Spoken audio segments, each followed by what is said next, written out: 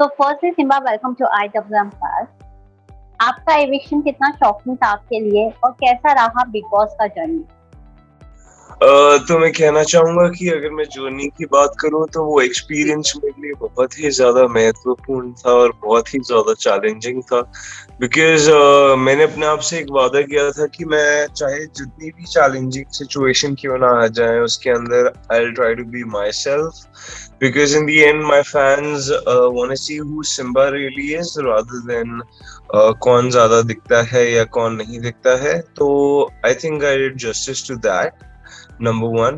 And रही बात eviction की, तो मैं वो भी एक्सपेक्ट कर रहा था बिकॉज इन दी एंड लोगों के जो रिश्ते हैं वो बिग बॉस के अंदर कई सालों से चलते आ रहे हैं rather then in the house. अगर मैं बात करूं निशांत की, जय की, करण की, तो वो दूसरे को एक दूसरे से 15 साल से जानते थे, 15-10 साल से जानते थे। At the same time if I talk about my self, तो मैं वहां पे एकदम फ्रेश कनेक्शन बनाने आया था। एंड अगर मैंने किसी से अगर कनेक्शन बनाया और अगर लोगों को लगता है कि उन्होंने मुझे डिच किया, तो ऐसा बिल्कुल भी नहीं है। या तो वो अपने रिलेशंस को सेव कर रहे थे, या तो वो अपने ओटीटी वाले रिलेशंस को सेव कर रहे थे, या तो वो अपने 10 साल 15 साल पुराने रिश्ते निभा रहे थे। सो आई थिंक कि that's completely fair on their part. Because big boss तो शायद उन्होंने अभी देखा है, लेकिन वो चलता आ रहा है पिछले 15 सालों से। बट जैसा कि आपने बोला कि ये फेयर था, पर आपको थोड़ा हर्ट नहीं हुआ जब प्रतीक ने डायरेक्टली प्रतीक ने नेहा को सेव किया over you and Neha was one you be in the big boss 15 house. तो आपको थोड़ा बुरा नहीं लगा क्योंकि इतने दिनों से आपकी और प्रतीक की काफी अच्छी दोस्ती भी चलती थी? मुझे बिल्कुल भी बुरा नहीं लगा बिकॉज इन दी एंड प्रतीक का जो कनेक्शन था वो नेहा के साथ ओटीटी के अंदर काफी ज्यादा स्ट्रॉन्ग था। एंड उसके बाद अगर वो यहाँ तक एक्सटेंड हुआ तो वो बिग बॉस की मर्जी थी। एंड अगर प्रतीक की जगह अगर मैं होता या कोई भी और होता तो वो शायद अपने पुराने कनेक्शन को जरूर सेव करता, जो कि थी Neha. And I am not at all disappointed in them.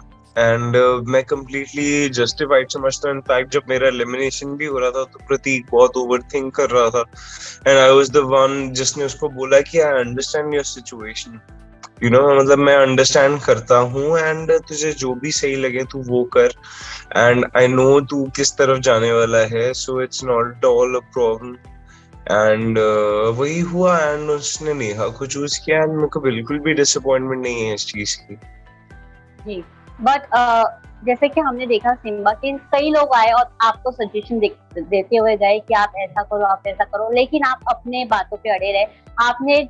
आपको जो अच्छा लगा आपने वो किया। इस पे क्या बोलना चाहोगे? क्योंकि हर कोई आता था वो बोलता था कि सिम्बा आप दिख नहीं रहे हो। जी, अगर मैं बात करूं दिखने की, तो शायद मैंने वेरी सेकंड या थर्ड एपिसोड में ये चीज क्लियर कर दी थी, जब जय भाई से मेरी आर्ग्यूमेंट हो रही थी इस बारे में, जब उन्होंने बोला था कि हम सब यहाँ पे दिखने के लिए आए।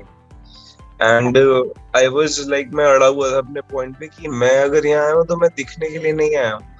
मैं भले ही 1 मिनट 2 मिनट के लिए दिखूं, लेकिन मेरे को बस ये था कि जो मेरे फैंस हैं, जो कि मुझसे रिलेट कर पाते हैं, जो लोग मुझसे रिलेट कर पाते हैं, वो मुझसे रिलेट कर पाए यार। इन दी एंड मैं उनको कोई गलत डायरेक्शन ना दूं या गलत दिशा ना दिखाऊं जिसके अंदर वो ये समझे कि सिम्बा बहुत फालतू में लड़ता है या सिम्बा बहुत फालतू में मुद्दे उठाता है।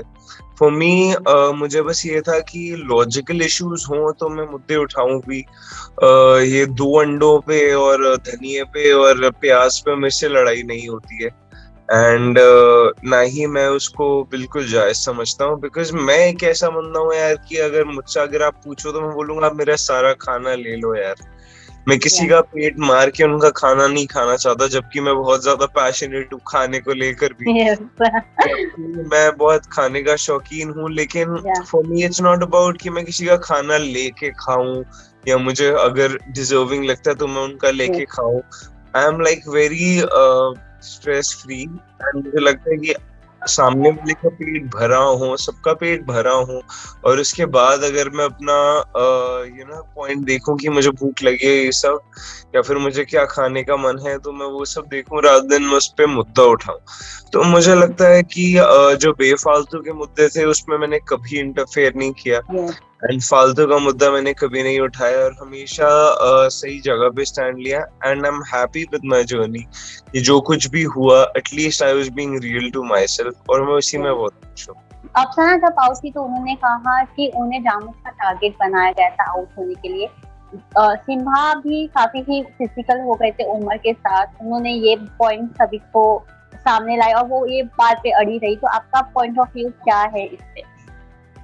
जी मैं बोलना चाहूंगा कि उमर मेरा काफी अच्छा दोस्त था और उससे मैंने एक बार नहीं, दो बार नहीं, तीन बार नहीं, काफी बार माफ किया है अबाउट हिज एग्रेशन जो वो टास्क में दिखा देते थे, चाहे वो गन्ने वाला टास्क हो, चाहे वो बीबी पॉइंट्स प्रिंट करने वाला टास्क हो, चाहे वो नारियल वाला टास्क हो।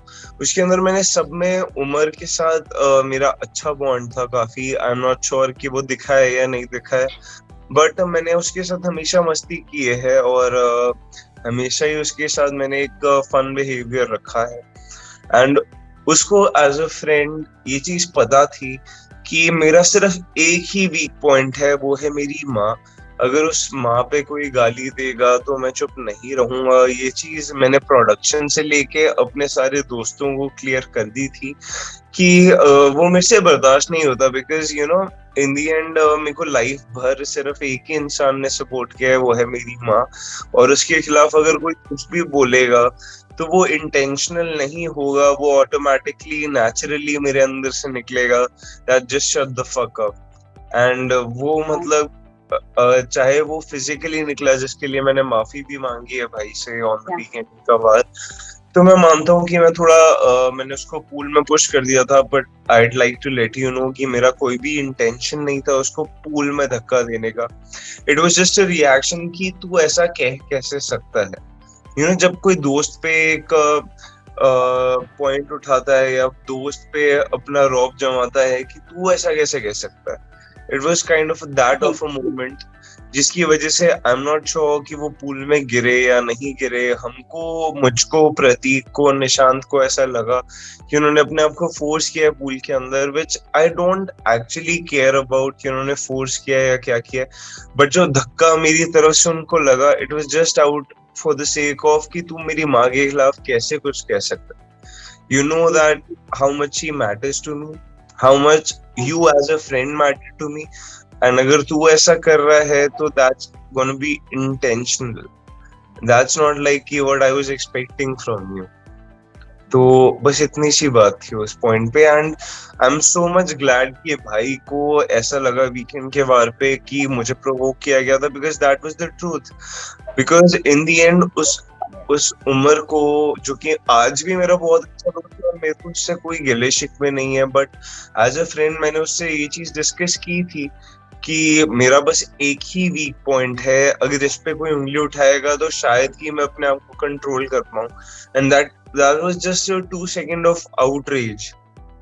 You know, जब उसने मेरे को माँ की गाली दी तो 2-3 सेकंड के लिए I just went blank. And वो ऑटोमेटिक रिएक्शन था जो भी आया कि you know how can you fucking say that.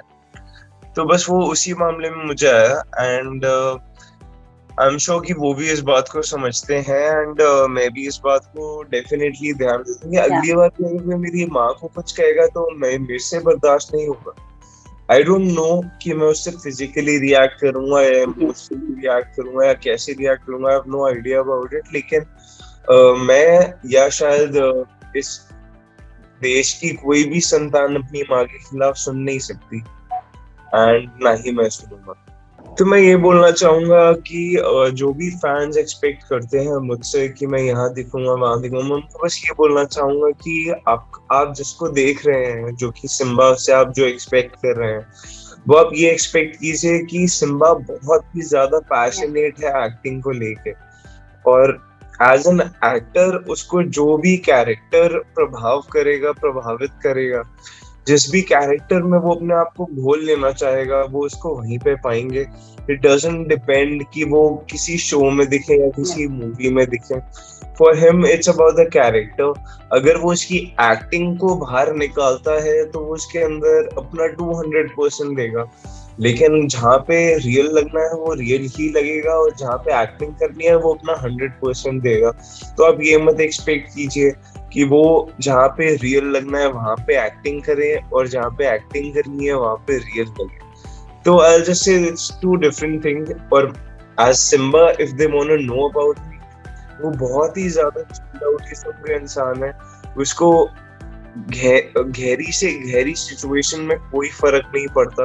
He is like really chilled out, he is like really काम, और उसको सिर्फ और सिर्फ इमोशंस हिला सकते हैं अपनी जगह से, जो कि प्यार होता है। अगर वो किसी से रिलेट कर पाता है, वो उसको धोखा दे या वो उसके पीछे बैक बिचिंग करे, तो उसको फर्क पड़ेगा।